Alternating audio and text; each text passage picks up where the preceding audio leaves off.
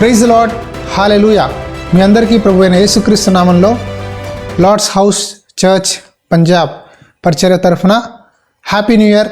దేవుడు ఈ సంవత్సరంలో మీకు ఇచ్చిన వాగ్దానాలన్నీ నెరవేర్చి ఆశీర్వదించి కొత్త ద్వారాలు మీ కుటుంబంలో మీ జీవితంలో తెరవాలని మనస్ఫూర్తిగా కోరుకుంటూ ప్రార్థిస్తున్నాము. ఈ నూతన సంవత్సరంలో మీ కొరకు పరిశుద్ధాత్మ దేవుడు ఒక వాగ్దానాన్ని ఇవ్వమని ప్రేరేపించారు. ఆ వాగ్దానాన్ని చదువుదాం. నిర్గమకాండం 14వ అధ్యాయం 13-14 వచనాల్లో ఇలా రాయబడి ఉంది. అందుకు మోషే, భయపడకుడి, యెహోవా మీకు నేడు కలుగుజేయు రక్షణను మీరు ఊరక నిలుచుండి చూడుడి. మీరు నేడు చూచిన ఐగుప్తీయులను ఇక మీదట మరి ఎన్నడనూ చూడరు. యెహోవా మీ పక్షమున యుద్ధం చేయును, మీరు ఊరకయే ఉండవలనని ప్రజలతో చెప్పెను. మోషే ఇశ్రాయేలీయులకు చెప్తున్నాడు, భయపడద్దు, మీరు ఊరుకనే ఉండి దేవుడిచ్చే విడతలను చూడండి. దేవుడే మీ పక్షాన యుద్ధం చేస్తాడు. హల్లెలూయా. ఈ సంవత్సరంలో ప్రభువారు వాగ్దానం చేస్తున్నారు, నేను మీ పక్షంగా యుద్ధం చేస్తాను, మీరు ఊరుకొని జస్ట్ సైలెంట్గా నిలబడండి అంతే. చూడండి, గత సంవత్సరంలో మీ జీవితంలో అనేక కష్టాలు వచ్చి ఉండొచ్చు, ఆర్థికంగా అనారోగ్యాలు ఉండొచ్చు, ఇల్లు కట్టాలి, స్థలం కొనాలి అని ఎంతో ప్రయత్నించినా మీ గృహం ఆగిపోయి ఉండొచ్చు, మీకు లోన్ శాంక్షన్ అయిపోయి ఉండొచ్చు, ఉద్యోగం దొరకలేదేమో. కానీ ఈ నూతన సంవత్సరంలో ప్రభువారు వాగ్దానం చేస్తున్నారు, నువ్వు ఊరుకొని నిలబడు. నువ్వు నీ సొంత ప్రయత్నాలు చేసి అలసిపోయి ఉంటావు, కానీ ఈసారి నేనే నీ దగ్గరకు వస్తాను, నేనే నీ కొరకు యుద్ధం చేస్తాను, నీ శత్రువులందరినీ ఓడించి నీకు జయాన్ని ఇవ్వాలని నేను ఆశపడుతున్నాను. ఇజ్రాయేలీల్ని దేవుడు మోషే ద్వారా ఐగుప్తు నుంచి బయటికి తీసుకొచ్చాడు. అనేక అద్భుతాలు సూచన క్రియలు చేసి వాళ్ళని ఆ బానిసత్వం నుంచి బయటికి తీసుకొచ్చి పిహాయిరోత్ అనే స్థలంలో వాళ్ళని గుడారాలు వేయమని చెప్పాడు. అయితే వాళ్ళు గుడారాలు వేసి అక్కడ కూర్చున్నప్పుడు దేవుడు ఫరో హృదయాన్ని కఠినపరిచాడు. ఫరో అనుకున్నాడు, అరే ఇన్ని సంవత్సరాలు మన దగ్గర బానిసలుగా ఉన్నారు కదా, వీళ్ళని మనం ఎలా వదిలేసాము, వీళ్ళని మనం ఎలా పంపించేశాము. మరలా రౌతులు రథాలు అన్నీ తీసుకొని ఇజ్రాయేలీల మీదకి దండెత్తినప్పుడు ఇజ్రాయేలీలు శత్రువులు చూసి భయపడ్డారట. భయం వచ్చినప్పుడు అండి వెంటనే మనిషి సనుగుతాడు, మాకే ఎందుకు ఇది, మాకే ఎందుకు ఈ కష్టం రావాలి, మేమే ఎందుకు బాధపడాలి, మాకే ఎందుకు ఇలా జరిగింది, నేను నీతిగా ఉన్నాను కదా, నేను ప్రార్థన చేస్తున్నాను కదా, నేను దేవుని మందిరానికి వెళ్తున్నాను కదా, నేను దేవునికి కానుకలు దశంభాగాలు చెల్లిస్తున్నాను కదా, ఎందుకు నా జీవితంలోనే కష్టాలు ఉన్నాయి. సరిగా లేని వాళ్ళు, నామకార్థంగా ఉండేవాళ్ళు, వాళ్ళందరి జీవితాల్లో ఎప్పుడు ఏది జరగాలో అన్నీ జరిగిపోతున్నాయి కదా. ఇల్లులు కట్టేసుకుంటున్నారు, వాళ్ళ పిల్లలకు ఉద్యోగాలు వచ్చేస్తున్నాయి, వివాహాలు జరిగిపోతున్నాయి, అన్నీ వాళ్ళకి సరిగా జరుగుతున్నాయి. కానీ నేను నీతిగా ఉన్నా సరే నాకే ఎందుకు కష్టాలు, నాకే ఎందుకు ఇంత పోరాటం, నాకే ఎందుకు ఇంత శ్రమ, పరిచర్య నేను నమ్మకంగా చేస్తున్నా, ఎందుకు నా దేవుని మందిర పనులు ఆగిపోయినాయి, నేను నా పని చేయట్లేదు కదా, దేవుని పనే కదా నేను చేస్తున్నాను, ఎందుకు ఈ కష్టాలు అని మీరు బాధపడుతున్నారేమో. పరిశుద్ధాత్మ దేవుడు చెప్తున్నారు, నువ్వు భయపడొద్దు, నువ్వు చెడియొద్దు, నేనే నీ కోసం వచ్చి యుద్ధం చేస్తా, నేనే పోరాడతా. అనేక సార్లు అండి మనం భయం వచ్చినప్పుడు, శత్రువులు చూసినప్పుడు వెంటనే సనుగుతాము, గొనుగుతాము, దేవుడి మీద ఆయాసపడతాము, దేవుడి మాటని పెడచెవిన పెడతాము. కానీ ఎప్పుడైతే మనం సనిగుతామో, గొనుగుతామో, అవిశ్వాసాన్ని చూపిస్తామో అక్కడ దేవుడి కార్యాలు జరగవండి. మనం విశ్వాసంతో, ఒక పాజిటివ్ యాటిట్యూడ్తో దేవుడు చేస్తాడు, దేవుడు విడిచిపెట్టడు, దేవుడు నాకు ఏదో రీతిగా ద్వారం తెరుస్తాడు, నేను కనిపెడతాను, నేను ఊరుకుంటాను, నేను మౌనంగా ఉంటాను అని యోబు వలె, మోషే వలె ఇక్కడ కనిపెడితే దేవుడు గొప్ప కార్యాలు చేస్తాడు. చూడండి, ఇదే మోషే ఒకప్పుడు ఒక ఐగుప్తీయుడు హెబ్రీ బానిసని బాధ పెట్టినప్పుడు అతన్ని కొట్టి చంపేసి పాతి పెట్టేస్తాడు. అంత ఉక్రోషంతో, అంత ఆవేశంతో తన శరీర బలాన్ని ఉపయోగించిన మోషే ఇక్కడ ఈ సమయంలో ఫరో తన సైన్యం వీళ్ళని అటాక్ చేయడానికి వచ్చినప్పుడు తను అంటున్నాడు, ఊరుకొని ఉండండి, భయపడొద్దు, స్థిరంగా ఉండండి, దేవుడు సహాయం చేస్తాడు, దేవుడే మీ పక్షాన మీ కొరకు యుద్ధం చేస్తాడు. ఇప్పుడు మీరు చూసే ఈ ఐగుప్తులు ఇంకెప్పుడు మీరు చూడరు, ఎప్పుడు మీ జోలికి వారు రారు, మీరు నమ్మండి అనే ఒక భరోసాని విశ్వాసంతో ధైర్యపరుస్తున్నాడు. మీ జీవితంలో మొత్తం కృంగిపోయి ఉన్నారేమో, అన్ని ద్వారాలు మూయబడి ఉన్నాయేమో, కానీ మీకోసమే పరిశుద్ధాత్మ దేవుడు ఒక మాట చెప్తున్నారు, అన్ని ద్వారాలు మూసుకుపోయినా సరే నా మీద చిన్న ఆవగింజకున్న విశ్వాసం ఉంచినట్లయితే గొప్ప కార్యాలు నీ జీవితంలో చేస్తాను, నీకు విడుదల ఇస్తాను, నీ ఇక్కట్లు నీ ఇబ్బందులు అన్నీ తీసివేస్తాను. ఈ నూతన సంవత్సరంలో దేవుడు చెప్తున్నారు, మిమ్మల్ని ఎంతమంది బాధ పెట్టినా, మీ తప్పు లేకపోయినా మిమ్మల్ని దూషించినా మౌనంగా ఉండండి. ఈ సమయంలో మీరు మౌనంగా ఉంటే దేవుడు మీ కొరకు యుద్ధం చేస్తారు. ఎప్పుడైతే మన కొరకు మనమే వాదించుకుంటామో, మన న్యాయాన్ని మనమే, నేను మంచోడిని, నేను నీతిమంతుడిని, నేనే తప్పు చేయలేదని మీ గురించి మీరు చెప్పాలనుకుంటారో అక్కడ దేవుడికి అవకాశం ఉండదండి. దేవుడికి అవకాశం ఇస్తే ఆయనే మీ కొరకు యుద్ధం చేసినప్పుడు ఏ శత్రువు మీతో తిరిగి మాట్లాడలేడు, ఇంకా మీ జోలికి కూడా రాడు. ఎర్ర సముద్రాన్ని ఎలా నేను పాయలు చేసి ఇజ్రాయేలీలు నడిపించానో అలాగే మీ ముందు ఏమీ కనిపించట్లేదు, ఏ దర్శనాలు రావట్లేదు, వాగ్దానాలు నెరవేరట్లేదు, దేవుడి నుంచి ఒక్క ప్రత్యక్షత కూడా రావట్లేదేమో మీకు. కానీ దేవుడు అంటున్నారు, నువ్వు నాకు మొరపెట్టు, నీకు తెలియని గూఢమైన సంగతులు నేను నీకు బయలుపరుస్తాను. నీ ముందు ఒక ద్వారాన్ని తెరుస్తాను, అది ఎవ్వరు ముయ్యలేరు. నేను నీకు ఒక ఆశీర్వాదం ఇస్తున్నాను. ఈ సంవత్సరంలో ఆ ఆశీర్వాదాన్ని ఎవరు కొట్టివేయలేడు, ఎవరు తీసివేయలేరు. నేను నిన్ను దీవించినప్పుడు ఎంతమంది ఏడ్చినా వాళ్ళ ఏడుపుల నీ మీదకి రావు. నువ్వు ముందుకు సాగిపోతూ ఉంటావు, ఎందుకంటే నేను నీ కొరకు నిలబడి ఉన్నాను. నేను నీకు సహాయం చేస్తాను, నీ ప్రశ్నలన్నిటికీ జవాబిస్తాను. కానీ మీ నుంచి చేయాల్సిన కొన్ని పనులు ఉన్నాయండి. ఒక వాగ్దానం దేవుడు ఇచ్చినప్పుడు దాని వెనకాల ఒక ఆజ్ఞ కూడా ఉంటుంది. ఆజ్ఞ ఏంటంటే, మీరు భయపడద్దు, వెయిట్ చేయండి, దేవుని దగ్గర కనిపెట్టండి, అలాగే విశ్వాసంతో ఉండండి. విశ్వాసంతో దేవుడు సహాయం చేస్తాడు. ఇన్ని కష్టాల్లో కూడా నాకు దేవుడు మార్గం తెరుస్తాడని విశ్వాసాన్ని చూపించండి. తర్వాత దేవునికి వాక్యం చదువుతూ ప్రార్థన మాత్రం ఆపద్దండి. కష్టం వచ్చినప్పుడు మనం ప్రార్థన చేయడం మానేస్తాం, నిరాశలోకి వెళ్ళిపోతాం, కృంగుదల్లోకి వెళ్ళిపోతాం, లోకానుసారంగా మారిపోతాం. దేవుడు అంటున్నాడు, ప్రార్థన చేయడం ఆపద్దు, మొర పెడతానే ఉండు, మొర పెడతానే ఉండు, మొర పెడతానే ఉండు, స్తుతిస్తానే ఉండు. స్తుతి స్తుతి స్తుతి చేస్తూనే ఉండాలండి.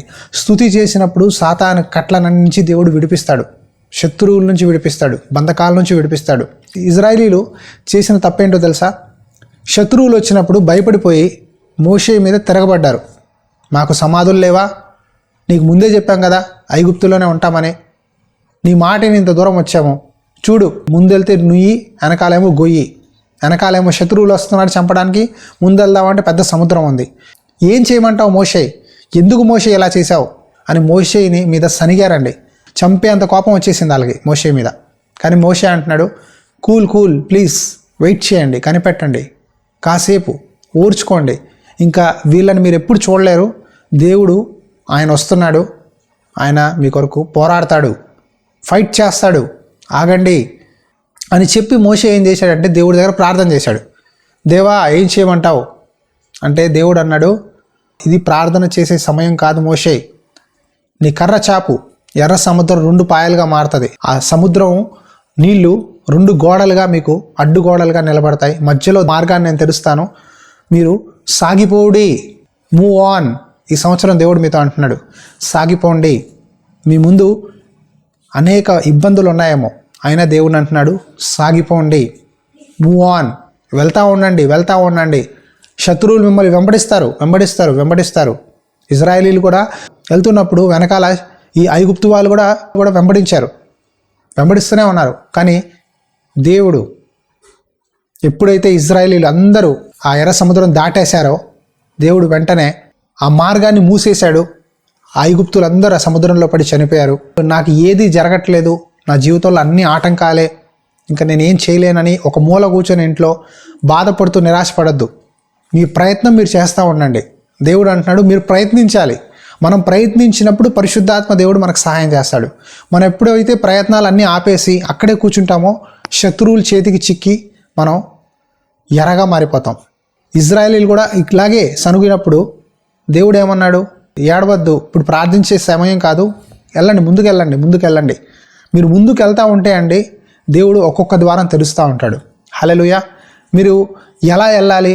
నా దగ్గర డబ్బులు లేవు కదా, నాకు ఎవరు సహాయం చేయరు కదా, నాకు ఉద్యోగం లేదే, నాకు వివాహం జరగట్లేదే, నేను సేవలో పైకి రాలేకపోతున్నానే అని అనుకుంటూ వెనకాల చూసుకుంటూ వెనక జీవితాన్ని పాత విషయాల్ని ఆలోచించుకుంటూ ఆగిపోతే సాతాను వల్ల పడిపోతారు. మీరు ముందుకు వెళ్ళండి, మూవ్ ఆన్, ముందుకు వెళ్ళండి, సాగిపోండి. ఒక అడుగు వెళ్తూ ఉంటే దేవుడు ఒక్కొక్క ద్వారం తెరుస్తూ ఇంతవరకు మీరు చూడని గొప్ప ఆశీర్వాదాలు, ఇంతవరకు చూడని గొప్ప దర్శనాలు అన్నీ నెరవేర్చడానికి పరిశుద్ధాత్మ దేవుడు సిద్ధంగా ఉన్నారు. ఈరోజు ప్రియ సహోదరి సహోదరులారా, దేవుడు మీతోనే మాట్లాడుతున్నారు. సాగిపోండి, ముందుకెళ్ళండి, భయపడొద్దు. ప్రార్థన చేస్తూ స్తుతిస్తూ ముందుకెళ్తా ఉంటే దేవుడు ఆ చిక్కుముళ్ళన్నింటినీ ఒక్కొక్క ముడి విప్పుతూ మిమ్మల్ని సరైన మార్గంలో తీసుకెళ్ళి గమ్యాన్ని చేరేలా చేస్తారు. ఈ నూతన సంవత్సరంలో దేవుడు నాకు మీ గురించి చెప్పమని ప్రేరేపించారు. మీ జీవితంలో ఇంతవరకు ఆగిపోయిన ఇంటి నిర్మాణం కానీ, స్థలం కానీ, వివాహ విషయాలు కానీ, ఉద్యోగ విషయం కానీ, సేవ పరిచర్య కానీ అన్నిటినీ దేవుడు ఈ సంవత్సరం తెరవబోతున్నాడు. దేవుడు మీ కొరకే యుద్ధం చేసి అన్నిటినీ సరళం చేయాలని ఆశపడుతున్నాడు. మీరు చేయాల్సింది విశ్వసించాలి, ప్రార్థన చేయాలి, స్తుతించాలి. అలాగే సనగద్దు, గొనగద్దు. దేవుడు ఎందుకు ఇలా చేశాడని అనద్దు. అస్సలు ఏది చేసినా ఆయన నా మంచి కోసమే చేస్తాడని ముందుకు సాగుతూ ఉండండి. దేవుడు గొప్ప కార్యాలు మీ కొరకు చేస్తాడు. హల్లెలూయా.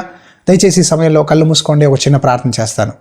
మహాపరిశుద్ధుడా యేసయ్యా, నీకు వందనాలు. ఈ సంవత్సరం మీరు మాకు వాగ్దానం ఇచ్చారు. నేనే నీ కోసం యుద్ధం చేస్తాను.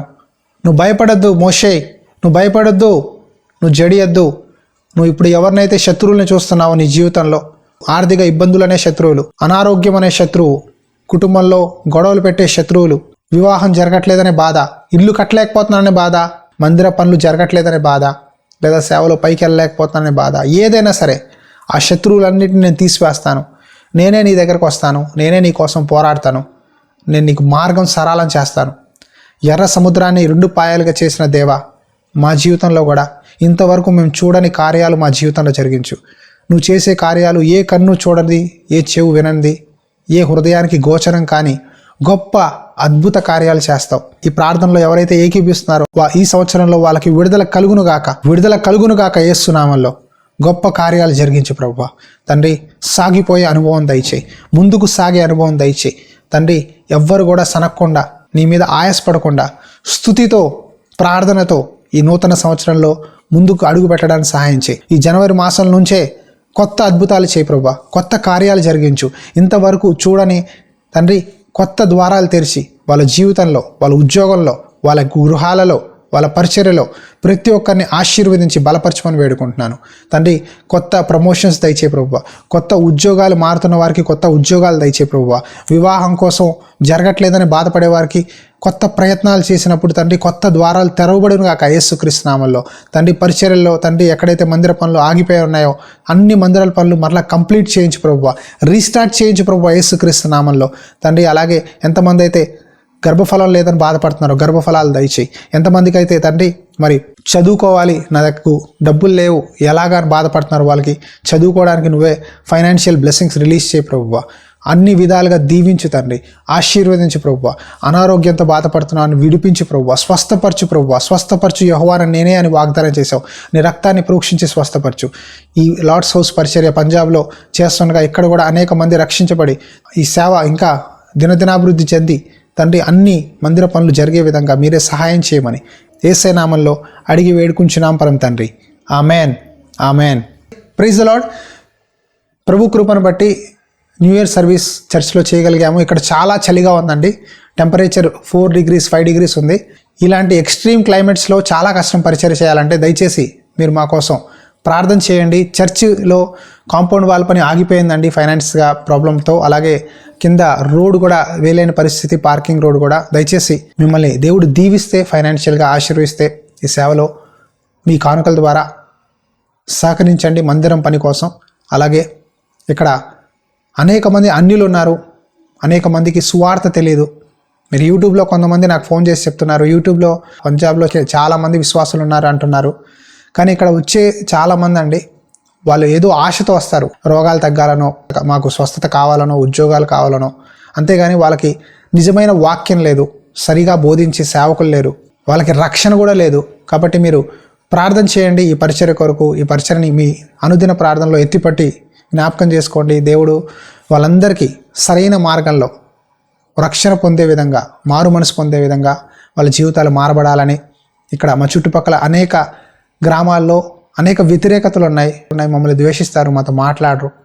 కానీ దేవుడే అన్నిటినీ సరళపరిచి ఇప్పుడు చెప్పిన వాగ్దానం ఈ లార్డ్స్ హౌస్ చర్చ్ పంజాబ్లో నెరవేరాలని ప్రార్థన చేయండి. అలాగే మీ సహకారాన్ని అందించండి. God bless you.